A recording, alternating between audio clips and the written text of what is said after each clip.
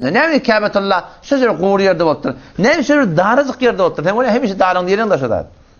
Şimdi şuna diye ulamalar delil ki yakînleşmeli. Musulmana yakîn olmalı. Digip gelmeli. Birbirinden haberin olup gelmeli. İnanırken şu an namazda duruyor da biliyorum. Namazda sünnetçi yakıncak durmalı.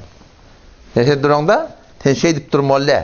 Ki beydende aranda açılar yağla. Yıkılarak durma şey birazcık. Namazda durumda da sıkıca çıtarlan birbirine digip durmalı. O ne mi diyeyim? Peygamberin sünneti, Peygamber'in aydıptır. Men evim borçumyalak ilimde görüyen nit diye. Kâvatlar Peygamber'in sorun peş geliptir.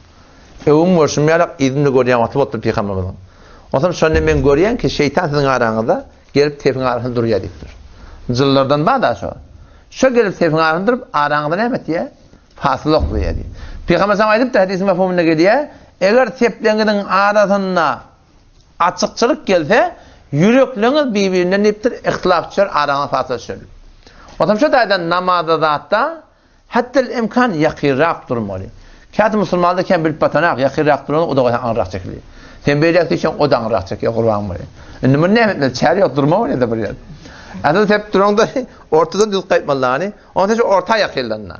Orta yakirlanma öyle. Bolmasa çare ne ama Müslümanlıkta o lakam var, müşkül ne ama? Bir ilmi yok.